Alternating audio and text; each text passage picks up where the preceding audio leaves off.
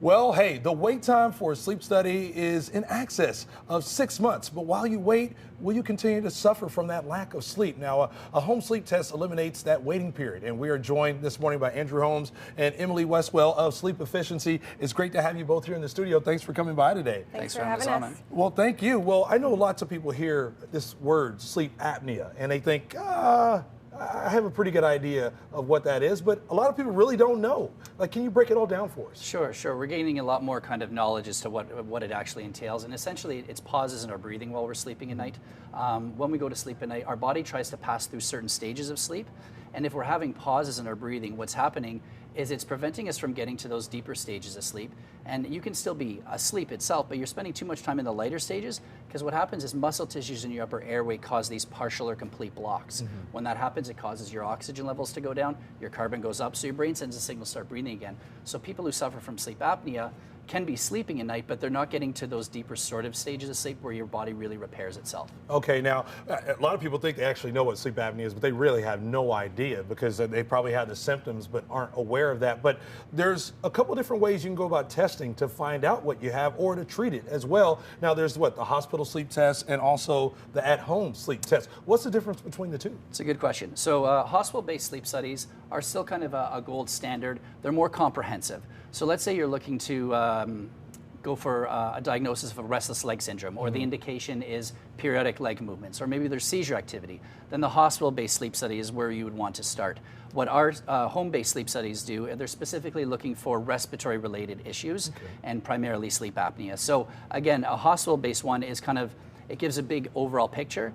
But if you're symptomatic in a sense where, there's multiple awakenings throughout the course of the night, lots of trips to the bathroom, chronic snoring that's occurring, and the doctor believes that it's truly potential apnea, then a home-based sleep study where it's clinically validated and it's exceptionally accurate as well. So this is an opportunity for people to kind of have another option as opposed to waiting against the hospital-based sleep study. So when we talk about people who are probably some of the candidates who would be more apt to be using this type of equipment, just to find out, do you have sleep apnea, and to make sure you get it treated properly and right away? Right. Well, hospital-based sleep studies, they're all overnight, for instance, and they start at a specific time and they end at a specific time. Now, that's maybe not that conducive to some of the people that work out in the population. For instance, we have shift workers, right? There's some people that start their shift at 9 o'clock, 10 o'clock, 11 o'clock at night, and they work all throughout the night, and they go to the bed in the morning, maybe 8 o'clock, 9 o'clock in the morning. So this has the opportunity for them to go to bed in the morning if they want to. They get up whenever they want. They go to bed whenever they want. People who suffer from PTSD or anxiety or have extreme claustrophobia that don't really like the idea of being in a hospital-based setting with a camera on you, this is all done from the comfort of your own bed. You've got your teddy bear if you enjoy a glass of wine before you go to bed. Now we're looking at marijuana coming into play. A lot of people have these habits that they need these specific things to happen before they can go to sleep at night. So this, again, enables them to kind of show what their true routine is. They get to do it as they normally would on any given night. Well, I don't have my teddy bear with me, but I'm ready to try this on for myself just to see how this works, because it looks like a procedure that's easy to hook up and connect to you so you can find out what you have and where you need to go from there. So let's hook this thing up and see how it works. How does this go, Emily? Yeah, Emily's going to set you up here. So it's basically 3 pieces that we connect, kind of a plug-and-play scenario. So what Emily's doing right now, she's plugging in one side, and she's going to attach what we call the respiratory belt.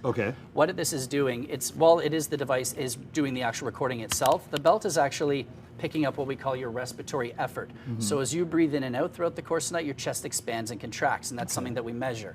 There's something called central sleep apnea and obstructive sleep apnea, and what the belt does, it's able to tell us which potential type you have. It also tells us which body position you're sleeping in. Are you on your left or on your right? Some people are what they call positional apneics, which means they only have problems with apnea when they're on their back. When they're on their side, they might be okay. So quickly, if somebody wanted to acquire this type of equipment for their home, or to actually get the test results themselves or start the process, how do they go about that? People can download a referral form from our website, and then they just bring it to their doctor, and the doctor faxes it off to us. Well, I tell you, it's that easy, everybody. So definitely you want to make sure you give them a shout at Sleep Efficiency to make sure, if you feel you have sleep apnea, you definitely want to acquire this technology just to make sure you find out whether you have it or not. And if so, hey, get it treated, because it could lead to more serious issues in your life. Well, thank you both so much for coming by today. Thanks for having us. Thank you. Well, Sarah, you know what? After